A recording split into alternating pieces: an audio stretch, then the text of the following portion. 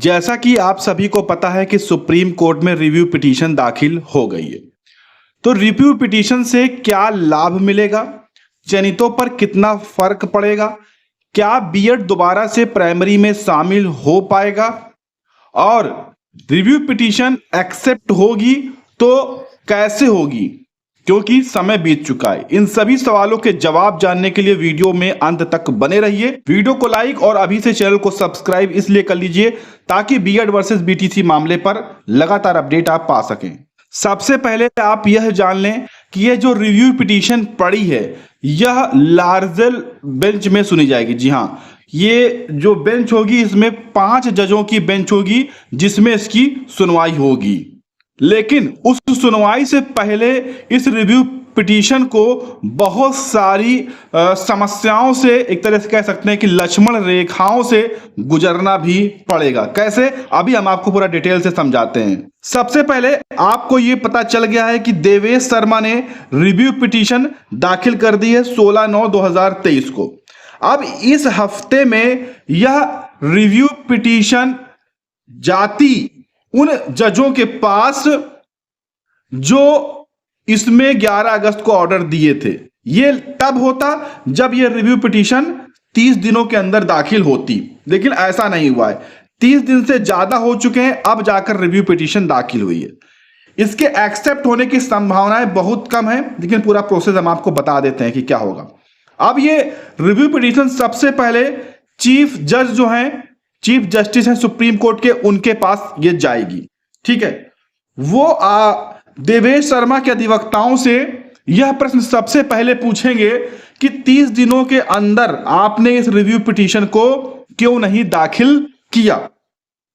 अब उस सवाल का जवाब अगर वो देने में सही तरीके से, या समझ सकते हैं कि जज साहब को खुश करने में या उनको संतुष्ट करने में सफल होते हैं, तब रिव्यू पिटीशन एक्सेप्ट होगी पहले वहां से। ठीक है, तो एक्सेप्ट कैसे हो सकती है, जैसे कि 30 दिन तक जो ये देवेश शर्मा थे वो या तो बीमार थे या उनका कोई समस्या हो गई थी, पैसे की प्रॉब्लम थी, कुछ भी ऐसी प्रॉब्लम हो जो एक सही प्रॉब्लम हो, उस चीज को अगर वो साबित करने में समर्थ होते हैं, साबित कर पाते हैं, तब ये रिव्यू पिटीशन चीफ जस्टिस साहब एक्सेप्ट करेंगे। और ये जो एक्सेप्ट होगी ये कोर्ट में नहीं जाएगी दोस्तों, ये उनका जो चेंबर होता है, सभी को पता है कि ऑफिस कह सकते हैं, चेंबर कह सकते हैं, जो जज साहब की होती है, वहां ये पहले जाएगी। तो वहां से अगर एक्सेप्ट होती है तब ये जाएगी उन जजों के बेंच में जिन्होंने इस मामले पर सुनवाई हुई। तो कोर्ट में तब भी नहीं जाएगी, उनके चेंबर में जाएगी या उनके ऑफिस में जाएगी। ठीक है, ये आप कह सकते हैं।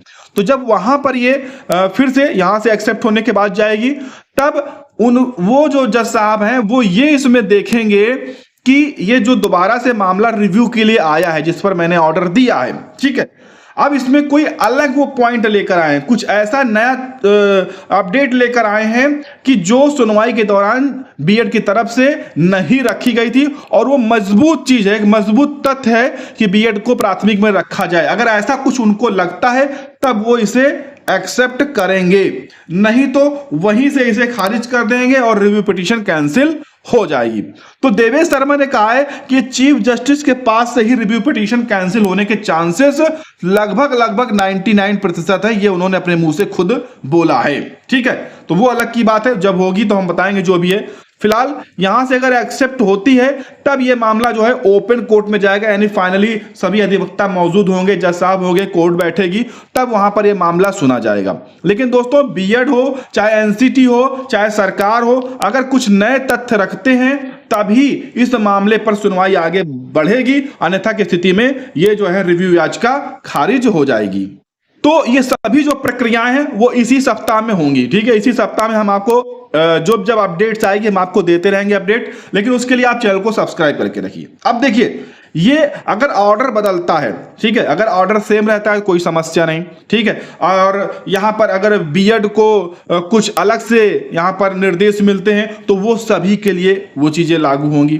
अगर चयनित बीएडओ के लिए कुछ यहां पर प्रे की गई होगी, ठीक है, 2018 से 2023 के बीच में, तो उसके लिए अगर कुछ अलग से निर्देश मिल जाते हैं, मान लीजिए पॉजिटिव मिलते हैं तब तो कोई बात नहीं। अगर नेगेटिव निर्देश मिल जाते हैं कि नहीं 28 जून से ही ये चीजें लागू हैं और सभी को बाहर करिए, तो समझ लीजिए जितने भी चयनित हैं, चाहे वो मध्य प्रदेश के हों, चाहे वो उत्तर प्रदेश के हों, चाहे वो छत्तीसगढ़ के हों, तुरंत उनकी नियुक्ति वहीं पर खारिज हो जाएगी। ठीक है, तो ये जो रिव्यू पिटीशन है अगर आगे बढ़ती है, एक्सेप्ट होती है, तो ये बहुत कुछ नया करके दिखाएगी, ये समझ लीजिए आप। ये यहां से कुछ नया निकल कर आएगा और वो अच्छा भी हो सकता है और बुरा भी हो सकता है। तो दोनों चीजें निकल कर आएंगी। जरूरी नहीं है कि रिव्यू पिटीशन एक्सेप्ट हो गई तो अब इसके बाद सब कुछ अच्छा निकल कर आएगा, जरूरी नहीं है। हो सकता है कि इससे भी बुरा कुछ इसका ऑर्डर आ सकता है। और बुरा में क्या हो सकता है, आपको पता है कि जो चयनित हैं उनको नुकसान इससे पहुंच सकता है। ठीक है, तो ये सभी चीजें आगे होने वाली है, जो भी अपडेट्स आती रहेंगी हम आपको बहुत ही आसान भाषा में समझाएंगे। उम्मीद है ये चीजें आपको समझ में आ गई होंगी। ठीक है, तो अगर समझ में आई तो वीडियो को लाइक शेयर कर दीजिएगा